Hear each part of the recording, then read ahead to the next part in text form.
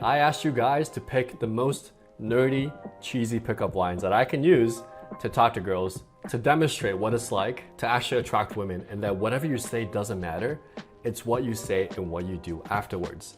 Here are the infields that happened.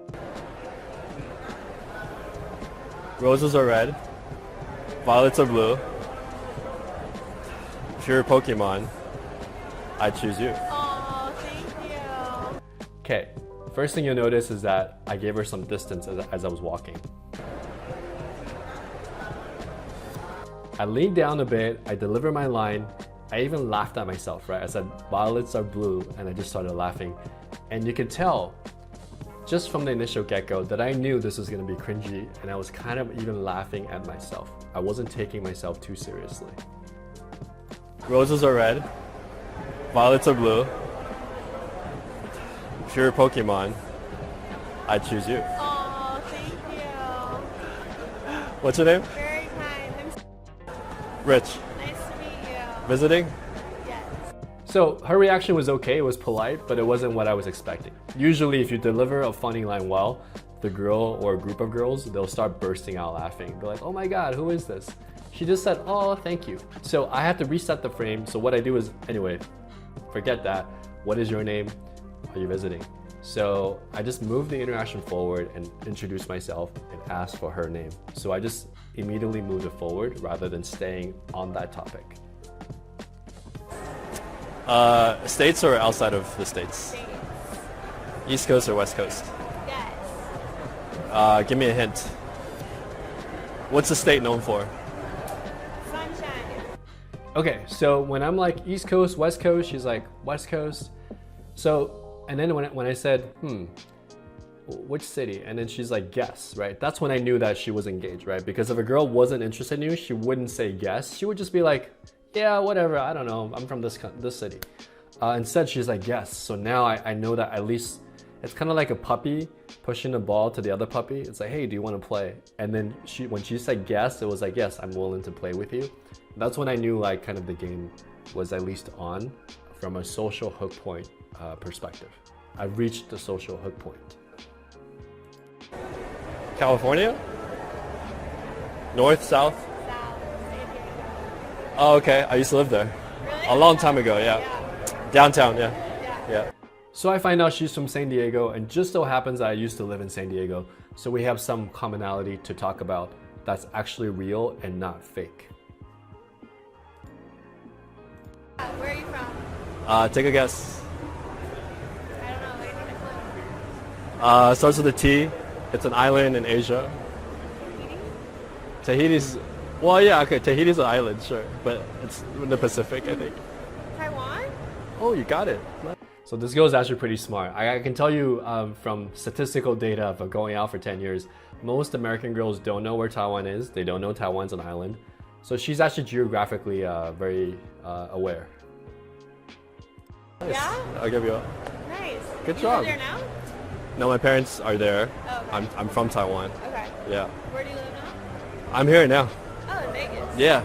I'm staying here for a year, see how it goes. So then we start proceeding to have a pretty normal, what most people would consider almost boring conversation. Yeah. Boyfriend? Yeah. Yeah, okay, that's it, yeah. Yeah. Where are you from? Take a guess. Okay, so I said, hey, boyfriend, because sometimes I can just tell from like years of field intuition, what we call field intuition, based on their body language. If the girl likes me, I can kind of tell her body language is more open and more engaged. But when they're in a relationship, it's a little bit subtle, it's a little bit more reserved. So I knew kind of already that she had a boyfriend, and I just wanted to confirm that. It's possible she's not attracted to me, but usually, they usually are already engaged. So what happened was we had a great conversation. She has a boyfriend, and then I told her we're filming, YouTube, TikTok videos. So then she's like, you have to do it on my friends. So I walked away, her friends came in, and then it was basically a group of 3 girls, and I just had to re-deliver the line and kind of like run the same thing on her friends. And then let's see what happens, because this is a really good example of a group interaction and how I handle different people, like multiple girls in the same group. Pokemon, I choose you. Oh, I trade you. I'd trade you. What would you trade me for? Whoa, I have no idea. Oh, you don't know Pokemons? Nope.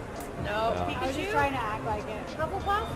That's very better. I was just trying to act like it, so now they're complying. They're like trying to fit into my frame. You see that subtle difference?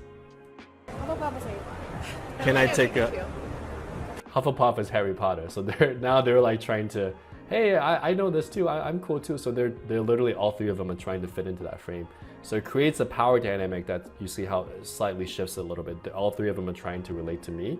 Most guys are trying to relate to all the girls, right? Oh yeah, you're from this place? Oh yeah, me too, I've been here before, right? Instead, I'm like, no, this is my frame, and I have them jump through the hoop. Not in a malicious way, in a fun way where it's like we're both like kind of playing with each other, okay? It's a fun win-win situation. Can I take a Pikachu later?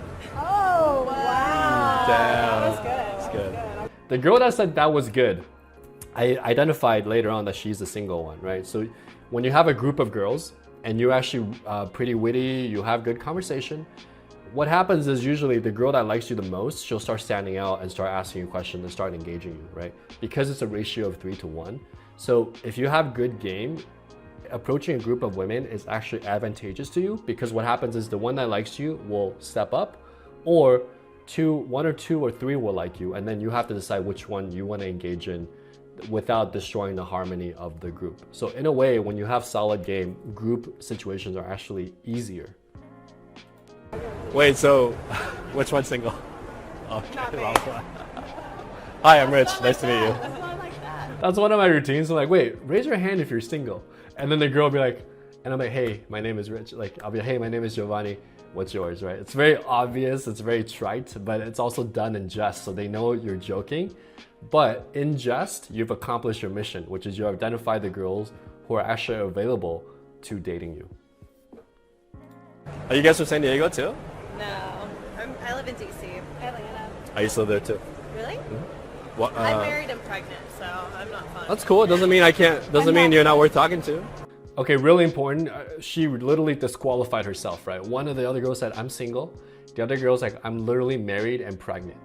And when they say that, you have to reward them for saying that, because she's not being a mother hen. She's not blocking me. She's not putting me down. She's literally giving me information that helps me move the interaction forward. And I want to reward her for that. And by the way, you don't have to talk to just single girls, right? I just said, look, that doesn't mean you're not worth talking to. There's stuff I can learn from you. There's stuff I can learn from everybody. As long as you're respectful and your intention is good and you're flirting, right? And you're doing it in a way with a win-win mindset, that you want them to win and you want yourself to win. You want everybody to win from this interaction. Then you give them the value that they deserve and they'll feel good about.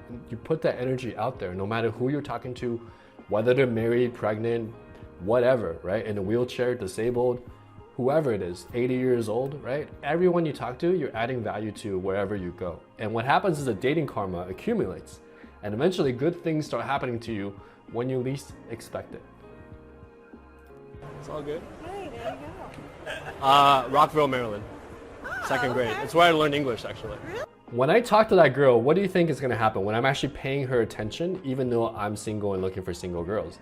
She's gonna be my biggest ally, right? At the very least, she's not gonna block me, right? But even so, I'm giving her value because I just enjoy meeting new people. I don't have this mindset of just like, I have to get the single girl's number, robot, you know, that's not me. That's not how authentic attraction works.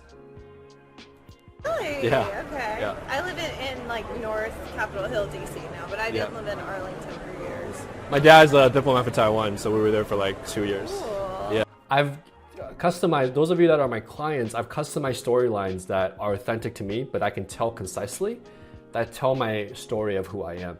And this is one of them. And when I tell these stories, people can relate to it or they find it fascinating and they want to ask me more questions. So this is an exercise we do when I do client work one-on-one. Yeah, Oh, cool. but the nice thing about that area is you get all 4 seasons equally. So you have We were every... just talking about that. Yeah. Okay, so for YouTube, this is it. But if you check out my course, The First Date Formula, in it, I give you, there's like another half of this interaction where I actually get the girl's number, get all of their Instagrams, and I even throw in a little sexual banter and make it really flirty, okay? And the girl that's single, you'll see how she goes from like kind of into me to like, I want to see you again, okay? So check out The First Date Formula. It's 50% off up to the first 1,000 students. And I'll see you in the next video where I break down some of these other lines that I've used.